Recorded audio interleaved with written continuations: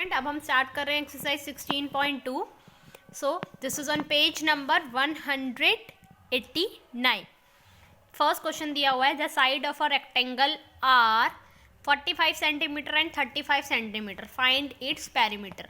Previous video में हम rectangle, square, triangle का पेरीमीटर निकालना सीख चुके हैं. उनके अलग अलग फॉर्मूले हैं जो आपको लर्न करने पड़ेंगे. पेरीमीटर ऑफ रेक्टेंगल निकालने का फॉर्मूला होता है 2l प्लस बी. एल मतलब लेंथ, बी मतलब ब्रेथ, यानी 2 लेंथ प्लस ब्रेथ. तो आपको एक रेक्टेंगल की लेंथ और ब्रेथ दोनों ही चीज़ दी हुई है. स्टूडेंट ध्यान रखिए, जो लंबी वाली साइड है यानी जो ज़्यादा है मेजरमेंट में वो लेंथ होगी, जो छोटी है या कम है मेजरमेंट में वो ब्रेथ होगी. तो बस लेंथ और ब्रेथ के साथ इसका आप फॉर्मूले में पुट कीजिए और आंसर निकाल लीजिए. तो हम कैसे लिखेंगे? First one is length of rectangle equal to 45 centimetre, then breadth of rectangle equal to 35 centimetre. आप लिखिए perimeter of rectangle equal to, formula लिखेंगे हर एक क्वेश्चन में, आप ऐसे ही सेम टू सेम फॉर्मूला लिखेंगे 2l प्लस बी, यानी 2 लेंथ प्लस ब्रेथ. लेंथ की जगह पर क्या आएगा? 45 सेंटीमीटर. ब्रेथ की जगह पर यानी बी की प्लेस पर आएगा 35 सेंटीमीटर. पहले 45 में 35 को प्लस कर लीजिए कुछ इस तरह से. 5 में 5 प्लस करेंगे 0 और 1 यहाँ कैरी. 4 3 क्या होता है? 7 और 1 8, यानी मेरा आंसर आया इन दोनों को प्लस करके 80 सेंटीमीटर. जब ये ब्रैकेट सॉल्व हो गया तो ब्रैकेट हट जाएगा और मल्टीप्लाई का साइन आ जाएगा, क्योंकि ये ब्रैकेट के बाहर जो डिजिट होती है वो मल्टीप्लिकेशन में होती है. 2 की मल्टीप्लाई हम 80 से करेंगे. आप बहुत इजी कैलकुलेशन कर सकते हैं. 2 की मल्टीप्लाई 8 से कर दीजिए और फिर सिंगल जीरो लगा दीजिए, क्योंकि वंस में एक ही जीरो है यहाँ पर. ठीक है, तो 2 8 जा क्या होता है? 16 और एक जीरो लगा दी एज इट इज. तो ये 160 सेंटीमीटर पेरीमीटर आ गया है उस रेक्टेंगल का.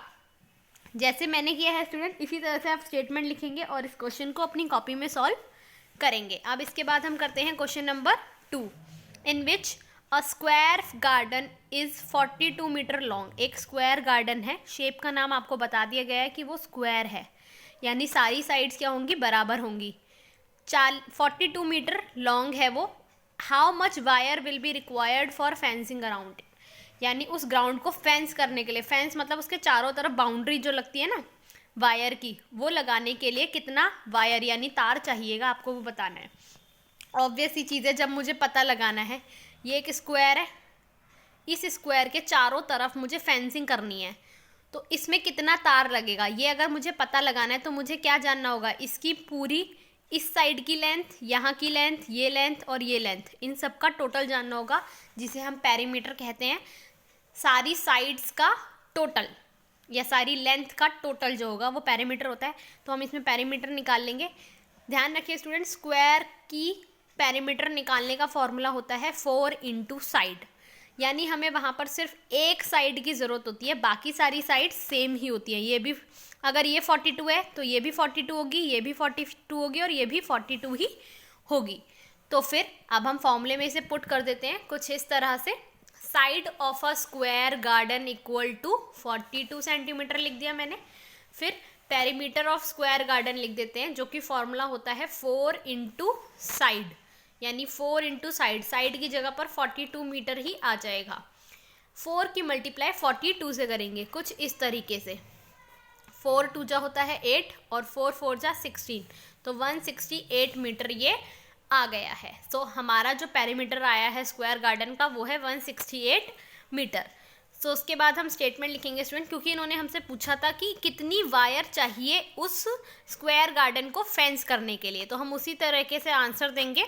Hence 168 metre wire will be required for fencing a square garden. यही हमारा बी पार्ट का यानी सेकेंड का आंसर होगा.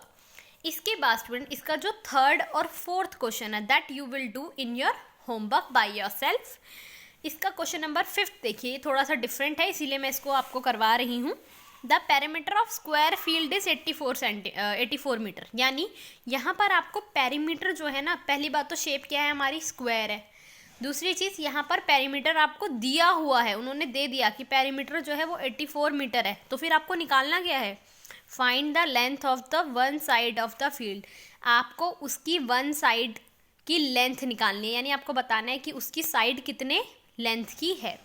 और स्टूडेंट स्क्वायर में जैसे मैंने अभी पहले भी बताया कि सारी साइड बराबर होती हैं, यानी सेम लेंथ की होती हैं। अगर एक 4 सेंटीमीटर है तो दूसरी भी 4 होगी, तीसरी भी 4, चौथी भी 4। तो अगर एक निकल गई तो बाकी सारी भी हमें पता चल जाएंगी क्योंकि वो सारी सेम है। तो अब देखिए इसको किस तरीके से सॉल्व किया जाएगा। सबसे पहले आप वही फॉर्मूला लिखिए जो आपको आता है perimeter of a square field का। वो क्या होता है? 4 इंटू साइड। अब देखिए इस फॉर्मूले में आपको क्या क्या चीज़ दी गई है। यहाँ हम पेरीमीटर लिखते हैं, यहाँ हम 4 इंटू साइड लिखते हैं। अब ये साइड तो आपके पास है नहीं, तो अब हम पेरीमीटर को लिख देते हैं। पेरीमीटर कितना दिया हुआ था आपको? 84 मीटर, वो मैंने यहाँ लिख दिया। इक्वल टू में लिखेंगे 4 इंटू साइड। ठीक है स्टूडेंट, अब देखिए दोनों यहाँ पर साइड निकालने के लिए क्या करते हैं, हम यहाँ इंटरचेंज करेंगे। इंटरचेंज मतलब यहाँ से 84 मीटर है ना, यहाँ 4 क्या है? साइड के साथ मल्टीप्लाई में है, यानी दोनों के बीच में मल्टीप्लाई का साइन दिया हुआ है, और ये बीच में इक्वल टू है। जब भी कोई भी डिजिट एक तरफ से दूसरी तरफ, यानी इस साइड इक्वल टू के दूसरी तरफ जाती है, तो जो चीज़ वो यहाँ पर होती है ना, जैसे 4 के साथ साइड की क्या हो रही थी? मल्टीप्लाई हो रही थी ना, तो मल्टीप्लाई हो रही थी तो इक्वल टू के दूसरी तरफ जाने पर उसका अपोजिट होता है, यानी उल्टा होता है। और ध्यान रखिए प्लस का उल्टा यानी एडिशन का उल्टा होता है सब्ट्रैक्शन, और इसी तरह मल्टीप्लाई का उल्टा होता है डिवीजन, यानी जमा का उल्टा होता है घटा, और भाग का उल्टा होता है गुणा, या गुणा का उल्टा होता है भाग।